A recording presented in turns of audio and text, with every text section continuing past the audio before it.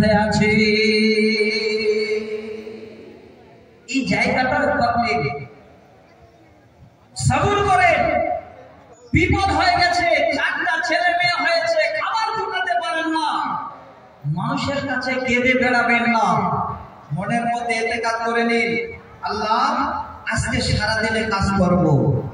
কাজ করে যদি 200 টাকা হয়, এই 200 টাকায় আল্লাহ তুমি আমার রুজির ব্যবস্থা করে দেবে। মানুষের কাছে কোনো কাগজে মিনতি না করে আপনার যা যাবতীয় খবর আল্লাহকে বলেন। এই জায়গাটাকে মাথা পেতে মেনে নিন, দেখবেন আপনি ইহকালও কামিয়াব, পরকালও কামিয়াব। যদি বলেন কি করে, আমি আপনাদের উদাহরণ দিচ্ছি, আমি আপনাদের আল্লাহর কোরআন দিচ্ছি, সহিহ বুখারী মুসলিমের হাদিস আমি আপনাদের সামনে তুলে দিচ্ছি। এবার যে হাদিসটা পড়েছিলাম সেই হাদিসটাকে আপনাদের সামনে একটু আমি তুলে দিচ্ছি। বন্ধু, বিপদ আসতে পারে, বিপদ আসাটা সহজ, কিন্তু বিপদটাকে মাথা পেতে মেনে নেওয়াটাই হলো আল্লাহকে পাওয়া। বিপদ আর আসবে এটা কোনোদিন ভাবেন না যে আমার গাড়ি বাড়ি টাকা পয়সা সব আছে, আমার বিপদ আসবে না। না, এটা কোনোদিন ভাববেন না যে 5 ওয়াক্ত নামাজ আমি মসজিদে আদায় করি, মসজিদের পাশে আমার বাড়ি, 5 ওয়াক্ত আযান দিই, আমার বিপদ আসবে না। না, এটা কোনোদিন ভাববেন না, আপনার আরো বেশি বিপদ আসবে। এটাই জন্য মানে সঠিক, এটাই হলো ঠিক। আপনার যদি বিপদ বেশি আসে, জেনে রাখেন আল্লাহর জমিনে আল্লাহর সবথেকে প্রিয় বান্দা আপনি। হাদিস, কার বিপদ বেশি আসবে?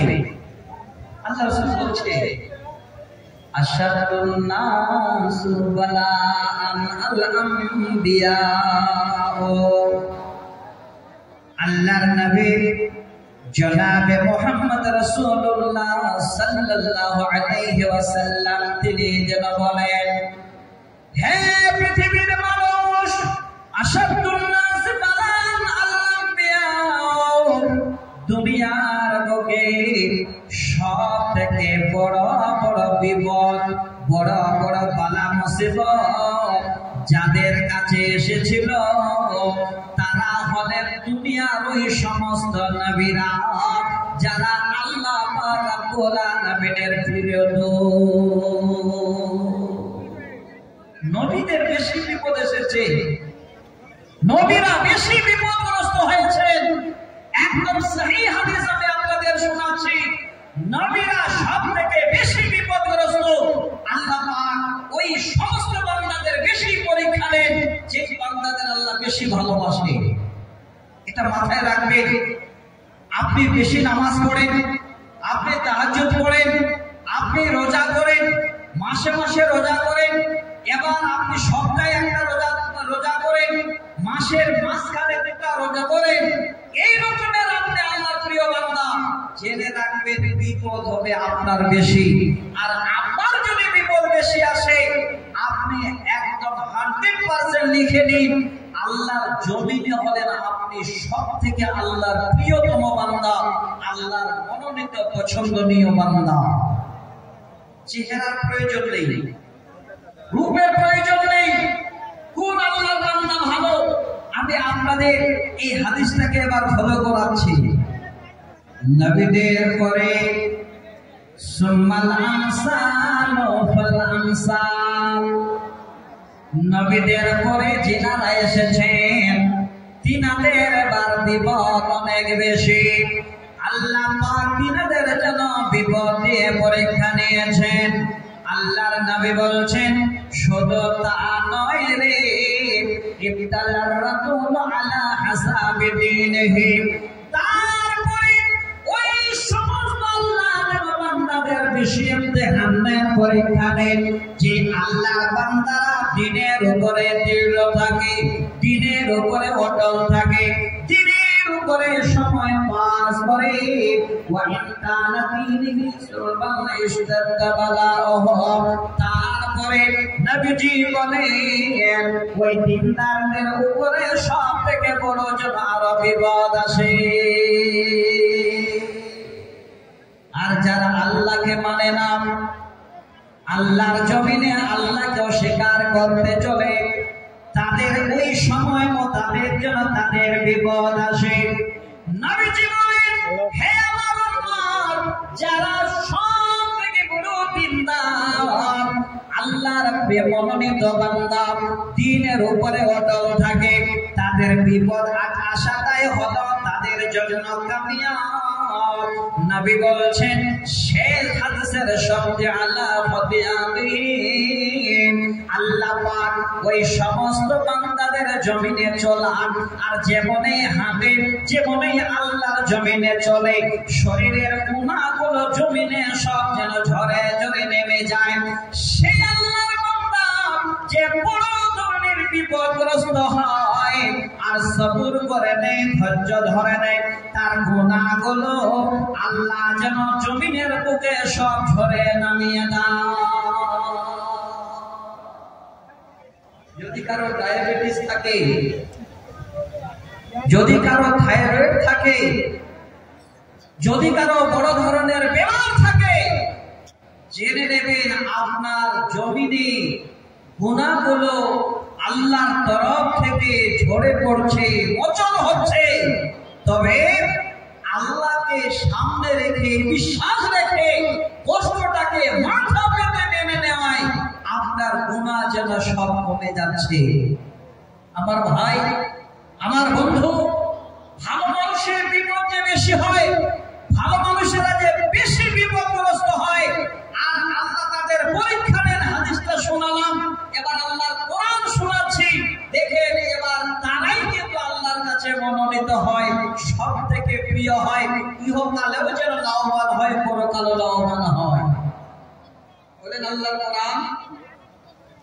আমি একটি সূরার ছোট্ট একটা আয়াত শোনাচ্ছি।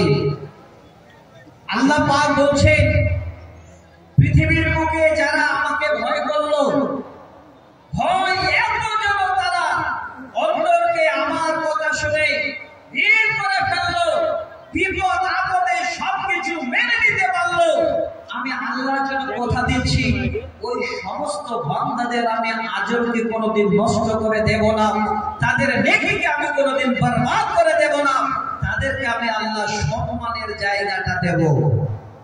কথাটা আমার নয়, এটা দেখুন।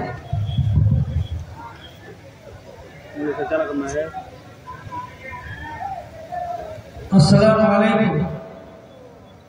बीच में मुकर्रे को टोकना ये भी बात है, लेकिन अफसोस के साथ बोलना पड़ रहा है कि रास्ते में हमारे भाई हजरात बहुत जाम लगाए हुए हैं। आप लोगों से बड़ा मेहरबानी मुअत्तबना और मुखलिसाना इल्तिमास है कि आप लोग रास्ते से भीड़ को हटा करके अल्लाह के वास्ते मैदान में आ जाए तो बेहतर रहेगा, ताकि जो मुकर्रर हैं उनको भी तकरीर करने में अच्छी लगेगी। शुक्रिया। आप लोग रास्ते से भीड़ हटा के आपके लिए यहाँ बेहतर से पंडाल सजाया गया है, आप लोग बड़ा मेहरबानी आ जाए।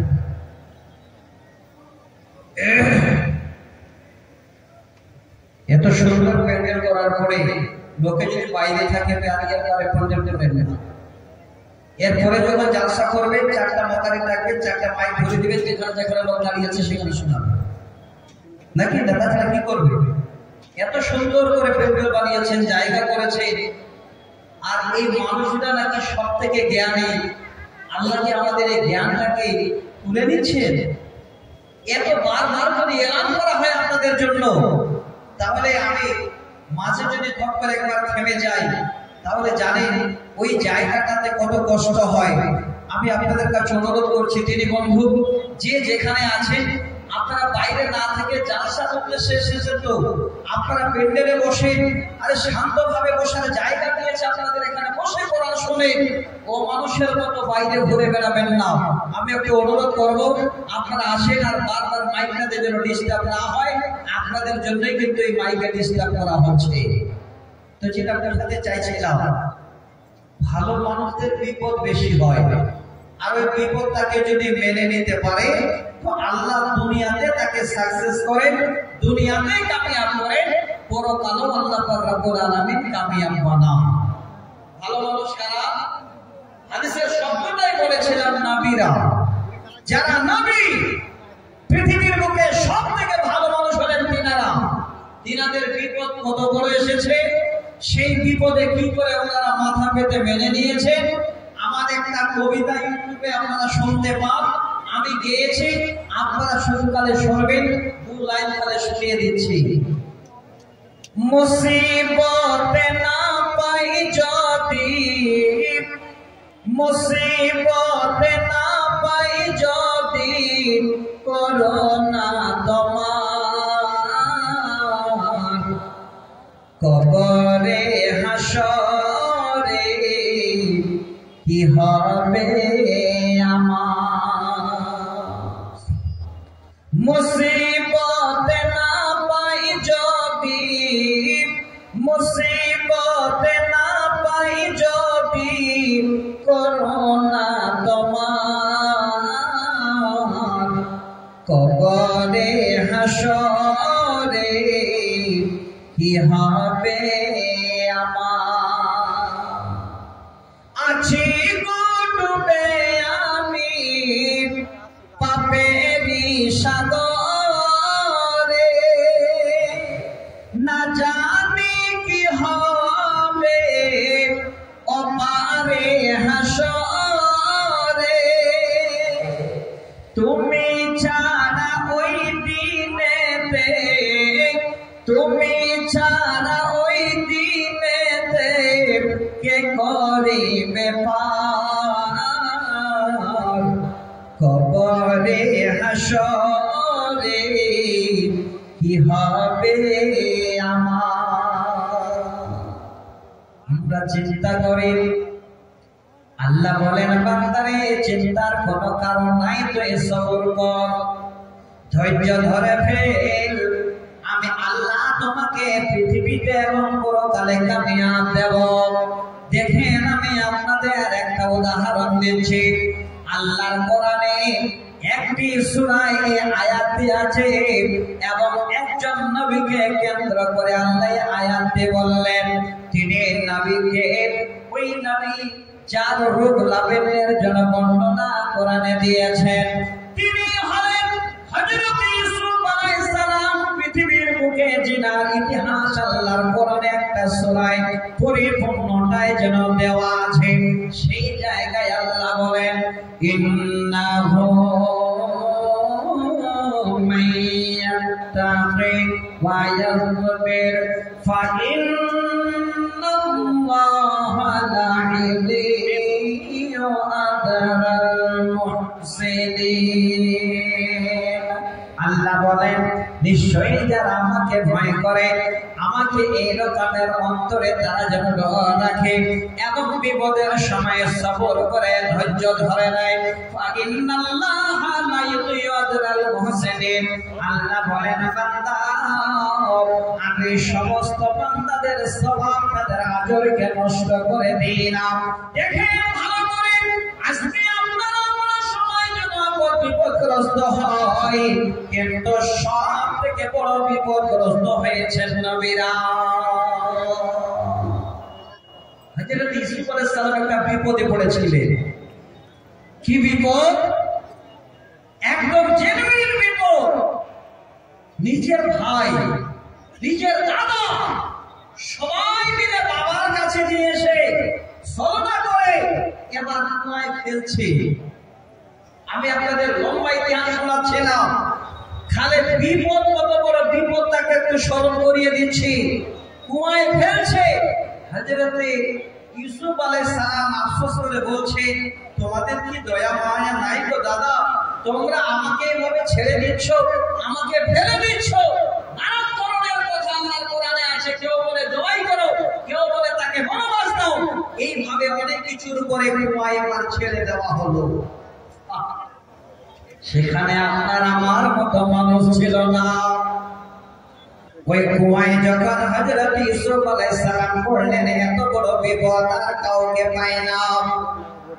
সমস্ত রকমের মনের দিক থেকে যা যাবতীয় ছিল সব আল্লাহকে এবার দিয়ে দিলেন আর বললেন, আল্লাহ এই জায়গায় তুমি ছাড়া আর আমার পাশে যেন দাঁড়াবার কেউ হয় না। এইটুকু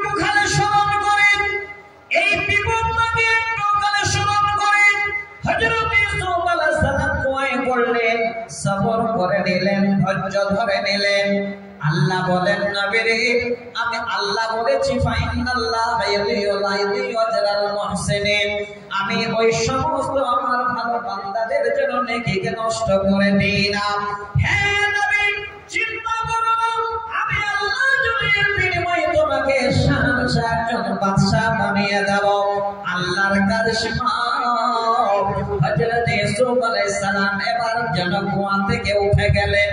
মুসাফিররা করে নিলেন, সাফিররা তাদের তুলে নিয়ে বাজারে বিক্রি করে দিলেন। বাদশা ঘরে হাজির, সেখানে লালন পালন হয়ে বড় হলেন।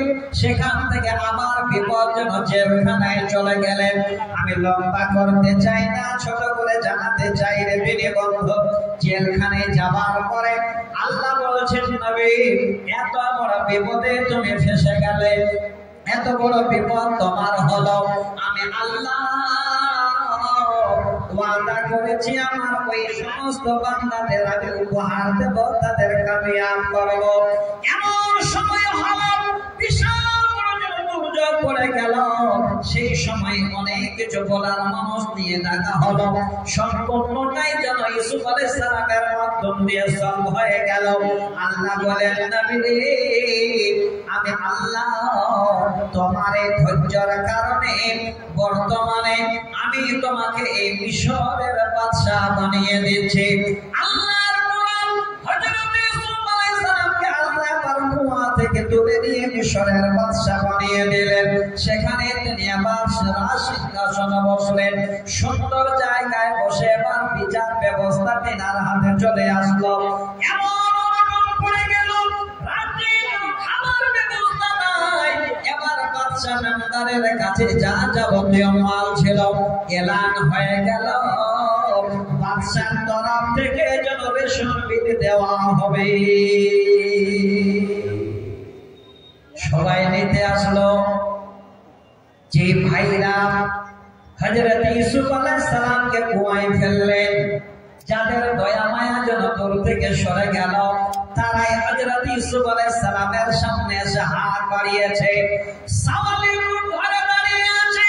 হযরত ইউসুফ আলাইহিস সালাম যেন দেখতে পাচ্ছেন তারাই হলো আমার সেই ভাইরা যারা আমাকে এই কুয়ায় নিয়ে গিয়ে তারা ফেলেছিল। আমার ছোট ভাই যেন বিনিয়ামিন নামে কারো চিনতে পাই। আল্লাহ বলেন, হে আমার বান্দা, এই দুনিয়ায় যদি তুই বিপদকে মাথায় পেতে মেনে নিতে পারিস, আমি আল্লাহ এই দুনিয়ার বুকে আমি জীবনে তোমাকে যেন কামিয়াব করে দেব। উদাহরণ দেখে হযরত ইউসুফ আলাইহিস সালাম হলেন যেন মিশরের বাদশা। দুঃখকে মাথা পেতে মেনে নিন, কারো সামনে জানাবেন না। একটাই জানার জায়গা, যদি আপনি জানাতে পারেন আপনার জীবন কামিয়াব। জায়গাটা পৃথিবীর অনেক জায়গায় আছে, আপনাদের এলাকাও আছে। ওই জায়গাটা বলে দিচ্ছি, জায়গাটার নাম হলো মসজিদ। গভীর রাত্রিতে যাবেন, আপনি বিপদে পড়ে আছেন, আপনি কষ্টে আছেন, যা আপনার বিপদ, আপনি আল্লাহর ঘরে গিয়ে 2 রাকাত সালাত আদায় করে আল্লাহকে জানান যে আল্লাহ এই বিপদ তুমি দিয়েছো, আল্লাহ আমি মাথা পেতে মেনে নিয়েছি, ফল তুমি দিও। আল্লাহ বলছেন, বান্দা আমি কোনদিন যেন তোমাকে আমার কাছ থেকে মাহরুম করে দেব না। এই দুনিয়াতে বিপদের টাইমে যে আল্লাহ রাব্বুল আলামিন আমাদের কাছে থাকেন তার নমুনা সহিহ বুখারীর একটা হাদিস শোনাচ্ছি আপনাদের সামনে। দয়া করে আপনারা একটু মনোযোগ সহকারে নেবেন, মনোযোগ সহকারে শুনবেন। আমি কথাগুলো আপনাদের সামনে একটা একটা করে তুলে দিচ্ছি। যিনি হলেন নবীদের নবী, যিনি হলেন পৃথিবীর বুকে সবথেকে স্বর্ণের সেরা নবী, নবীদের নবী, সমস্ত নবীদের সরদার নবী মুহাম্মদ রাসূলুল্লাহ সাল্লাল্লাহু আলাইহি ওয়াসাল্লাম। আল্লাহ পাক তিনাকেও যেন বড় বিপদ দিয়েছিলেন। কেমন বিপদ? সহিহ বুখারীতে হাদিস, হযরত আয়েশা সিদ্দিকা রাদিয়াল্লাহু তাআলা আনহা হাদিসের রাবী। তিনি আল্লাহর রাসূলকে জিজ্ঞাসা করছে, একটু শুনবেন আর গেটটা জাম করবেন না, গেটটা জাম করবেন না। আর যারা আপনারা আছেন আমার কথাগুলো একটু শুনবেন। আমি সময়টা শর্ট তাড়াহুড়া করে বলছি, আস্তে আস্তে করে বলতে গেলে আপনাদের আরো ভালো লাগতো। অনেকগুলো কথা বলতে আছে, এইদিকে ঘড়ির কাঁটাটাও যেন থামছে না, তার জন্য আমি একটু তাড়াহুড়া করছি। ভালো করে শুনবেন, আমি আপনাদের উদাহরণটা দিচ্ছি। হযরত আয়েশা আল্লাহ রাসূলকে জিজ্ঞাসা করছেন, ইয়া রাসূলুল্লাহ, উহুদের দিনে, উহুদের সময়, ওই উহুদের প্রান্তরে আপনার যে জীবনে কষ্ট হয়েছিল, তার থেকেও কি আপনার কোন এই রকমের কষ্টের বড় দিন আপনার কাছে এসেছে? দেখেন, হযরত আয়েশা জিজ্ঞাসা করছে নবীজিকে, আল্লাহর নবী তখন উত্তর দিচ্ছে, বলে আয়েশা, এই উহুদের দিনের থেকে আমার কাছে আরো একটা বড় যেন দিন এসেছে। ওই দিনটার নাম হলো ইয়াউমে উকবা। ওই দিনটাকে আমাদের একটু স্মরণ করে ধীরে ধীরে বন্ধু। নবীজি বলছেন, আমি এবার যখন আল্লাহর এই দিনের দাওয়াত দেওয়ার জন্য ছুটে চলে গেলাম, সেই তায়েফ মরুভূমিতে, সেই জায়গায় যাওয়ার পরে একটি লোকের পাশে গিয়ে আমি দাঁড়ালাম। সেই লোকটার নাম হলো আব্দুল্লাহ বিন কিলাল। আমি আমার তার পাশে গিয়ে হাজির হলাম। কিসের জন্য? দিনের দাওয়াত দিয়ে গেছে, দিনকে বুঝাবার জন্য গেছে। আজকে আমরা খুব সহজে দিন পেয়েছি। আমাদের জীবনে পরীক্ষা নেই, আমাদের জীবনে ইমতিহান নেই, আমাদের জীবনে কষ্ট নেই, সহজে আমরা হাতে দিন পেয়ে গেছি। একবার ভালো করে শুনে রাখেন, নবীজি বলছে, আয়েশা, আমি যখন আব্দুল্লাহ বিন কিলালের পাশে দাঁড়ালাম, আমাকে যেন সে নিতে পারল না, আমার কথা বরদাস্ত করল না, আমাকে এত বড় অপমান করল। শুধু অপমান নয় রে আয়েশা, আমার শরীরের উপরে যেন বড় আঘাত করে বসল। হে আয়েশা, সেই দিন ওই সময়ের তায়েফবাসীরা ছোট ছোট বাচ্চাদের দিয়ে আমার গায়ে যেন তারা ভিড় ছড়িয়ে নিল, ইট পাটকেল মারল। আরে আয়েশা, আমার শরীর যেন এবার ফেটে রক্তে লাহানা হয়ে গেল, আমার শরীর থেকে এবার রক্ত যেন পড়তে লাগলো। আয়েশা রে, সেই দিনটা আমার জন্য এতই বড় জন্য একটা কঠিন দিন গেছে। আমার পাশে এসে কেউ দাঁড়াবে এই রকমের জন্য সেই সময় কেউ হয়েছিল না। আয়েশা, আমি এবার সেখান থেকে হাঁটতে হাঁটতে হাঁটতে কারনসাদ নামে একটি জায়গা, সেই জায়গায় গিয়ে আমি এবার দাঁড় হলাম। ভালো করে দেখবেন, কোন মানুষ যখন হাঁটতে যায়, কোন মানুষ যখন খাস দিয়ে যায়, কোন একটা যেন বড় ধরনের পরিশ্রম করার পরে কোথাও দাঁড়িয়ে পড়ে, আল্লাহ নবীর গায়ে আঘাত, শরীর থেকে রক্ত ঝরে, নবীজি যেন সেই রক্ত নিয়ে হাঁটছেন, পা পর্যন্ত নবীর ভিজে যায়। এবার দাঁড়িয়ে গেলেন কারনসালেব নামক জায়গায়, যেই জায়গাটা আহলের নাজ কসিদের জন্য হলো, সেটাই মিকাত। ওই জায়গায় নবী দাঁড়িয়ে আছেন, সামনে আগে পিছে নবীর আমার কেউ নাই রে তিনি বন্ধু। আল্লাহর নবী ওই মুহূর্তে দাঁড়িয়ে দেখে না আল্লাহ কত বড় দয়াবান। এক খণ্ড মেঘ এবার যেন আল্লাহর ওয়াদারে উঠতে উঠতে চলে আসলো। নবীজি বলছেন, আমি যেন দেখলাম আমার মাথার উপরে সুন্দর করে খণ্ড মেঘ এসে দাঁড়িয়ে গেল। আল্লাহর নবীর ছায়াতে এবার দাঁড়িয়ে আছেন। ইতিমধ্যে আল্লাহর একজন ফেরেশতা নবীর কাছে এসে হাজির। আল্লাহর ফেরেশতা আসলেন। কি ফেরেশতা? তিনার কাজ কি? একটু খালি মনোযোগ সহকারে শব্দটা শুনবেন। আমি হাদিসটা আপনাদের সামনে বলছি, সবটুকু চারটা বলবো, তার অর্থ বলবো, মানে বলবো, আশা করি বুঝতে পারবেন। আল্লাহর ফেরেশতা নবীর পাশে এসে দাঁড়ালেন আর বলছেন, নবী গো, ইত্তায়েবাসীরা আপনার সঙ্গে যা যা করেছে আমার আল্লাহ যারা সব দেখেছেন এবং সব শুনেছেন। এরে মুহাম্মদ, আল্লাহর তরফ থেকে আমাকে পাঠা হয়েছে। আমি হলাম এই পাহাড়ের দায়িত্বের ফেরেশতা। আমি হলাম এই পাহাড়ের ফেরেশতা। আল্লাহ আমাকে আপনার কাছে পাঠিয়ে দিয়েছেন। এবার ফেরেশতা নবীর কাছে এসে কত আদবের সহিত যেন আওয়াজ দিচ্ছেন, ইয়া মুহাম্মদ, হে মুহাম্মদ, আমি তোমার কাছে এসেছি, শোনো। দালিকা ফি মাশিতা ইনশিতা উদ্বিকা। আল্লাহর নবীর সামনে এসে এই শব্দটাই যেন বলছেন, আনউদ্বিকা আলাইহিমুল আকশাবাইন।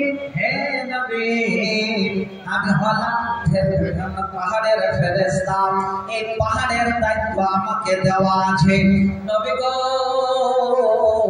আপনার সঙ্গে যারা একটু ব্যবহার করেছেন, আপনাকে যারা আঘাত করেছেন, হ্যাঁ নবী, আপনি ওয়াদান করুন, একবার শুধু কালে মুখ দিয়ে কথাটা বের করে দিন, আমি যেন এই ফেরেশতা দুইটি পাহাড়কে একসঙ্গে করে দিয়ে আমি সবাইকে যেন এই পাহাড়ে দুই জায়গায় এক করে দিয়ে পিষে খতম করে দেব, তাদের যেন চূর্ণ বিচূর্ণ করে দেব।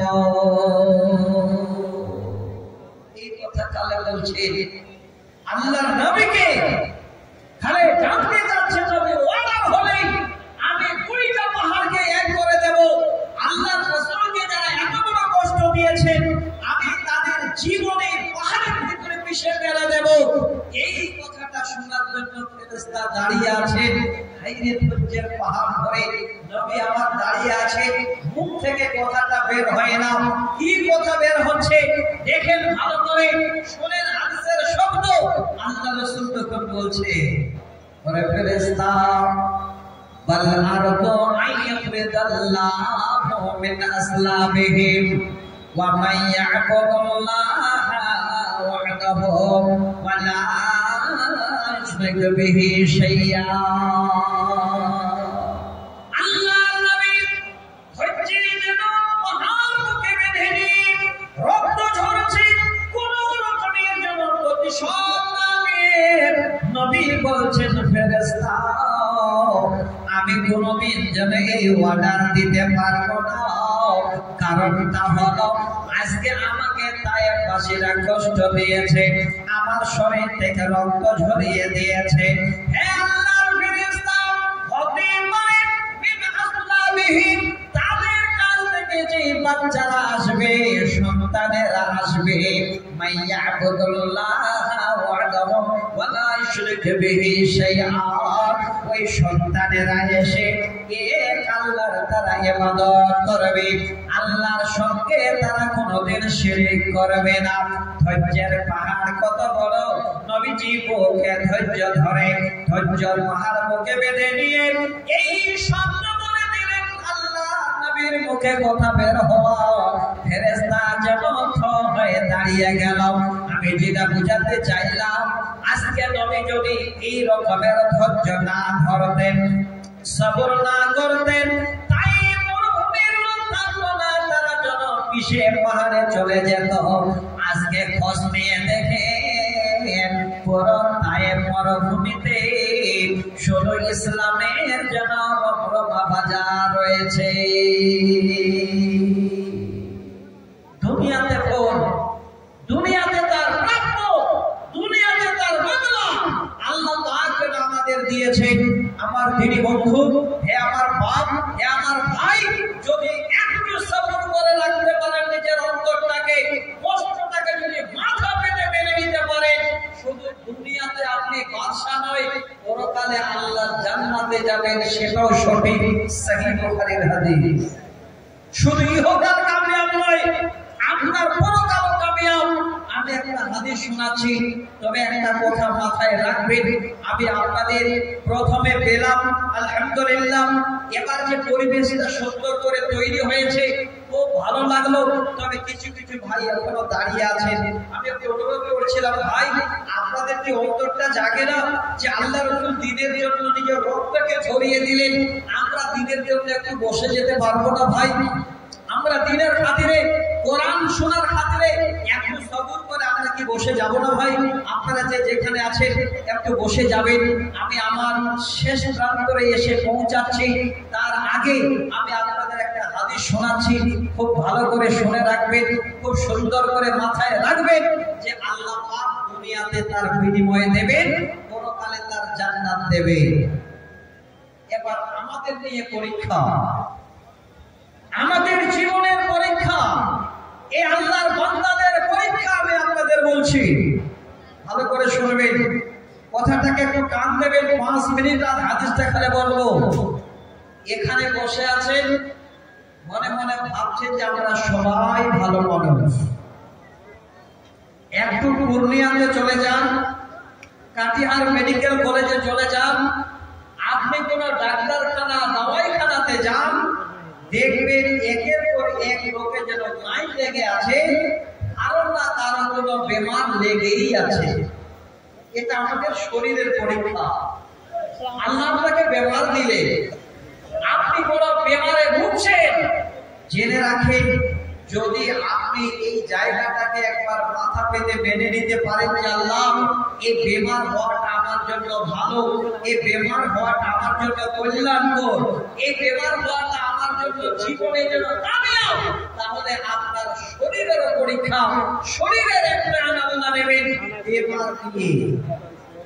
হাদিসটা শোনাচ্ছি, আপনি বেমারে আছেন, আপনার মতো আল্লাহর বান্দারা জান্নাতে যাবেন, জান্নাতের ঠিকানা আপনার জন্য সুন্দর করে তৈরি।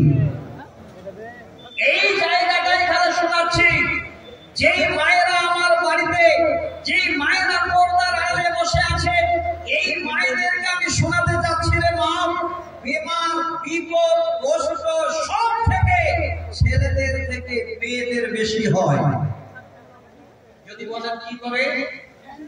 পৃথিবীর বুকে একটা মা বাচ্চা দিতে যে কষ্টটা পায়, পৃথিবীর বুকে একটা মা বাচ্চা জন্ম দিতে জীবনে যে কষ্ট পায়, আমার মনে হয় এই কষ্টটা যদি কোনো পুরুষ মানুষ আমরা অনুভব করতে পারতাম, পাহাড় ভেঙে যেত আমাদের সামনে, আকাশ টুকরো বিচূর্ণ হয়ে যেত, যে পৃথিবীর বুকে এত কষ্ট মায়েরা কি করে সহ্য করতে পারেনি। তার জন্য তাদের জান্নাত, তার জন্য তাদের জান্নাত। তো একটু অনুরোধ করবো, ওই জান্নাত কে কে যাবে, জান্নাত কারা আশাবাদী, জান্নাতে কে আপনারা যাবেন, আমি আপনাদের জন্য হাদিসটা তুলে দেব, একটা কবিতা তুলে দেব, একটা দুটো নতুন আবৃত্তি তুলে দেব। বর্তমান জামানাটাকে সামনে রেখে বলবো, যে ভাইরা আমার মনের ভিতরে এখনো শান্তি পাচ্ছে না, বাইক চালাচ্ছে এই ভিড়ের ভিতরে, তার পরম হচ্ছে বোঝাচ্ছে যে কখন করে একজনকে কেটে আর পার হয়ে যাব, এত মনের ভিতরে সবুর নেই, ধৈর্য নেই যে আমি 2 মিনিট পরে যাব। এই বিপদটা কত বড়, আমি কবিতাটা ইনশাআল্লাহ শোনাবো। তবে একটা কথা, একটা আবেদন আমি আপনাদের সামনে করতে চাচ্ছি। আয়াত পড়েছিলাম, আয়াতের শব্দটা তুলে ধরেছিলাম, যেই সূরা হজের 35 নম্বর আয়াত পড়েছিলাম, শেষ অংশে 4 নম্বর বাক্যে আল্লাহ পাক রব্বুল আলামিন এই শব্দটা বলেছে। কি বলেছিলেন? আল্লাহ বলেছেন, ওয়া মিম্মা রাযাকনাহুম ইনফিকুন। বান্দারে, আমি যে তোমাদের মাল দিলাম, ধন দিলাম, সম্পদ দিলাম, আমি আল্লাহ তার পরীক্ষা নেব। এবার ওই মা তোমরা আমার রাস্তায় খরচ করো। আল্লাহ দেওয়া মাল, আল্লাহ বলছেন রাস্তায় খরচ করো। যদি আমরা খরচ করি তাহলে আমাদের লাভ কি হবে, আর খরচ যদি না করি তো লস কি হবে? ছোট করে শোনায়। এবার লাভ কি আর লস কি? লাভের আশাটাতে আসলে আল্লাহ পাক বলেন, মাসালুল লাযীনা ইউনফিকুনা আমওয়ালাহুম, আল্লাহর ওই সমস্ত জন মিসাল বা বর্ণনা দিচ্ছেন, সেই আমার বান্দারা যারা পৃথিবীর বুকে দিনে এবং রাতে খরচ করে সিররা ওয়া আলানিয়াতান। আল্লাহ বলছেন বান্দা লুকিয়ে এবং দেখিয়ে, আল্লাহ বলছেন বান্দারে আমি তোমাদের জন্য জীবনে পৃথিবীর বুকে কামিয়াব করে দেব। এই জায়গাটা একবার আপনারা যদি মনের ভিতরে নিতে পারেন, আল্লাহ তুমি বলেছ রাতে এবং দিনে দেখিয়ে এবং প্রকাশে তোমার রাস্তায় খরচ করার কথা। এই জায়গায় যদি ফিরে আসি আপনি লাভবান কি হবেন? আল্লাহ বলছেন বান্দা তোমার লাভ কেমন হবে? যেমন আমি আল্লাহ একটা শীষ বা একটা বালি থেকে, একটা ধান থেকে একটা আমি যেন শীষ উগাই, সেখানে আমি আবার সুন্দর করে অনেকগুলো সে একটা ধানের মাধ্যমে অনেক শীষে ধান দিয়ে দিই। আল্লাহ বলছেন বান্দা পৃথিবীর বুকে লাভ হবে, আল্লাহু ওয়াসিউন আলিম, আমি এর থেকেও আরো তোমাদের বেশি বেশি করে দেব। বান্দারে তোমার 4 জন পরিবার সারা বছরে 50,000 টাকার প্রয়োজন, আমি এতই বেশি করে দেব। আমার রাস্তায় যদি খরচ করিস আমি আল্লাহ তোকে 5 লক্ষ টাকার ব্যবস্থা করে দেব। এটা হলো আল্লাহর পুঁজি। আল্লাহর রাস্তায় খরচ করার একটা হলো পরিণাম, আল্লাহর রাস্তায় খরচ করার বড় জন্য একটা ইনাম। এবার আল্লাহ দিলেন, খরচ করলাম না, তাহলে আমাদের খারাপই কি? আল্লাহ আবার কোরআনে বলেন, ওয়াল্লাযীনা ইয়াকনিজুনাস যাহাবা ওয়াল ফিজ্জাতা ওয়া লা ইউনফিকুনাহা ফি সাবিলিল্লাহি ফাবাশশিরহুম বিআযাবিন আলীম। আল্লাহ বলেন যারা যে বান্দা-বান্দীরা তাদের সোনা চাঁদি ধন সম্পদগুলোকে জমিয়ে জমিয়ে রাখলো, ওয়ালা ইউনফিকুনাহা ফি সাবিলিল্লাহি, আল্লাহ রাস্তায় খরচ করলো না, মাদ্রাসায় দান দিল না, গরিবদের দিল না, ইতিমদের দিল না, এই রকমের মিসকিনদের তারা সাহায্য করলো না, ফাবাশশিরহুম বিআযাবিন আলীম। আল্লাহ বলেন বান্দা আমার আযাবের তোমরা সুসংবাদ নিয়ে নাও। আল্লাহ আযাবের সুসংবাদ দিলেন।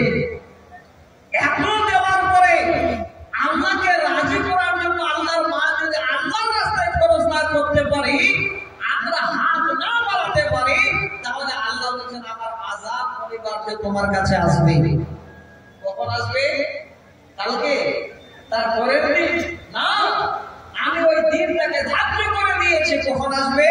তার পরের আয়াতে আল্লাহ বলছে, আল্লাহ বলেন বান্দা ওই দিনটা হলো ইয়াউমা ইউহমা আলাইহা ফি নারি জাহান্নাম ফাতুকুয়া বিহা জিবাহুম ওয়া জুনুবুহুম ওয়া জুহুরুহুম হাদা মা কানাসতুম লিআনফুসিকুম ফাযুকু মা কুনতুম তাকনিজুন। দিনটা কখন? মানুষ যেতে ত্রাহি ত্রাহি করবে, কেউ কাউকে চিনবে না। সেই দিনে আপনার ব্যাংক, আপনার সোনা দানা, আপনার ধন সম্পত্তি আল্লাহ সবগুলোকে নিজের হাতে গুটিয়ে নেবেন, আর ওই মালগুলো নিয়ে গিয়ে আল্লাহ জাহান্নামে দেবে ওই জাহান্নামে মালগুলোকে গলিয়ে যেন ছোট্ট পাত্রিল করে নেবে, লাল টকটকে হয়ে যাবে। হ্যাঁ আল্লাহ রাস্তায় যদি না দেন আপনার পরিণাম কি হবে? এবার সেই সব লাল টকটকে পাত্রে আপনার কপালে নিয়ে আল্লাহ বসিয়ে দেবেন। লক্ষাধিক মানুষ, অগণিত মানুষ চিৎকার করে বেড়াবেন। আল্লাহ যেন দেখবে হায়রে বান্দা কিছুই করার নাই, এটা তোমার মন। সেখান থেকে আবার টেনে নিয়ে আপনার পিঠে আল্লাহ বসিয়ে দেবেন। ইদিক উদিক করে ছটফট করা হবে। আবার টেনে নিয়ে পাঁজরে বসিয়ে দেবেন, চিৎকার করবেন। আল্লাহকে ডেকে বলবেন আল্লাহ বাঁচাও, আর যেন সহ্য হয় না। আল্লাহ আজিব থেকে জবাব দেবে,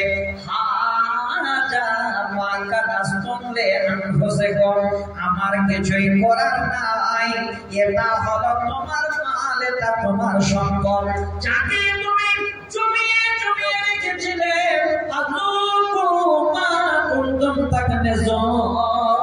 আজকে তুমি তোমার মালের আযাব উপভোগ করো, তোমার মালের তুমি আযাব চাখো। টাকা পয়সা বেঁধে আপনার সোনা দানা জমি জায়গা আল্লাহ দিয়েছেন, আল্লাহ রাস্তায় খরচ না করতে পারলে আপনি কিয়ামতের দিনে তার বিনিময় পাবেন। আপনাকে গরম করে আপনার পাঁজরে কপালে দাগ দেওয়া হবে।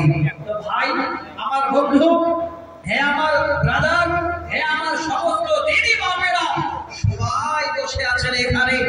টাইমটাকে ধরে থাকা যাচ্ছে না, চটচট করে চলে যাচ্ছে। আমি একটু অনুরোধ করছি আপনাদের, দেওয়ার জন্য একটু মনটাকে বড় করুন, দিয়ে আল্লাহ রাব্বুল আলামিনকে বলেন আল্লাহ পরকালে যেদিন এক মানুষ অপরকে চিনতে পারবে না, এই মানটা যেন সেদিন আমার জন্য একটা চিনার জারিয়া হয়ে যায়। আল্লাহ এই মানের মাধ্যমে যেন তোমার জান্নাতুল ফেরদাউসের রাস্তাটা হয়ে যায়। এই রকমের একটু আশা নিয়ে 5টা মিনিট আমি আপনাদের দেখতে চাচ্ছি কার ঈমান মজবুত এই রকমের হয়েছে। ঈমান প্রেমে পাগল আপনারা কে আছেন? আল্লাহর ওয়াস্তে আমার হাতে 5000, 10000, 2000, 1000, 500, 100 করে প্রথমে একবার দিনের খাতিরে এই মাদ্রাসাটার জন্য যে সে দাঁড় হতে পারবে, আমি আপনার জন্য প্রথম দোয়াটা আল্লাহর কাছে করব। কে আছেন ভাই? একটু দেরি করবেন না, তাড়াতাড়ি করে কে আছেন দিতে পারবেন আল্লাহর ওয়াস্তে? 1000, 2000, 5000, 10000 বলেছি, আমি বলিনি যে আপনাকে দিতেই হবে। যদি দেওয়ার আল্লাহ শক্তি দেন তাহলে আপনি আসেন 10000, 20000 করে, 2000, 4000 করে। এত আমার কাছে এসে হাতটা বাড়ান, আমি ধারণা করতে পারিনি যে আমাকে আপনাদের কাছে হাত বাড়াতে হবে। আমি ভাবছিলাম যে আমার পরবর্তী বক্তা যিনি আসবেন উনি আপনাদের কাছে হাত বাড়াবেন, ওই জন্য আমি আমার জায়গাটাকে নিয়ে আলোচনা করছিলাম। কিন্তু ইঙ্গিত করা হলো, তাই আমি আপনাদেরকে আবার একটু আপনার পরকালটাকে একবার বুঝাবার জন্য হাত বাড়িয়ে দিলাম। তো ভাই একটা আল্লাহর ওয়াস্তে কে দিতে পারবেন? দেরি করবেন না। আপনাদের এই মাদ্রাসার এরিয়াতে, আপনাদের অন্তরে এলাকায় 50-1 লাখ টাকা দেওয়ার মতো লোক আছে, 50,000 টাকা দেওয়ার লোক আছে, কিন্তু আমাদের ভাইজানদের প্রতিটা যা 10,000 মধ্যে পড়ে। মোটামুটি প্রাথমিক অবস্থায় কেউ যদি মনে করেন যে আল্লাহ আমি 10,000 টাকা রহিম সাহেবের হাতে দেব, অনেক দূর থেকে উনি এসেছেন, মুসাফির মানুষ, এখানে আপনারা এলান শুনলেন মৌলানা নজরুল ইসলাম রহিম সাহেব উত্তর দিনাজপুর। এই উত্তর দিনাজপুরটা দূর আপনাদের পুরো বিহারে আমি লিখে পাঠাই, বারবার বলি আমার ডিস্ট্রিক্ট উত্তর দিনাজপুর নয়, আমার ডিস্ট্রিক্ট হলো দক্ষিণ দিনাজপুর। উত্তর দিনাজপুর আপনার ডালখোলা, ডালখোলা থেকে আমার বাড়ি আরো প্রায় মোটামুটি যেতে হবে 200 কিলোমিটারের মতো। এত দূরে আমার বাড়ি দক্ষিণ দিনাজপুর। আমি আপনাদের অনুরোধ করছি, মুসাফির অনেক দূর থেকে এসেছি, প্রাণ করে আপনাদের দোয়া দেব। কে আছেন ভাই? বেশি নয়, 2 জন 10টা করে 1000 টাকা নিয়ে দাঁড় হবে। কোন একজন আল্লাহর বান্দা 2 জনের মধ্যে একজন আসতে পারবেন, 5000 করে 5 জন দেবেন। এই রকমের কোন একজন দাঁড় হতে পারবেন যে মাওলানা আপনার হাতে, এই মুসাফিরের হাতে প্রথম দোয়াটা আমি চাই, 5000 টাকা দিলাম। কার কোন ভাই, কোন বন্ধু, কোন ব্রাদার, কোন এই রকমের আল্লাহওয়ালা একজন আসেন তো দেখি 5000 টাকা নিয়ে। ভাইজান দেরি করবেন না, পৃথিবীর বুকে এই সম্পদটাকে বাঁচিয়ে রাখবেন। এই মাদ্রাসাটাকে বাঁচিয়ে রাখবেন। এই মাদ্রাসাটা যদি বেঁচে থাকে আগামী জেনারেশন যত আসবে তারা কিন্তু দিন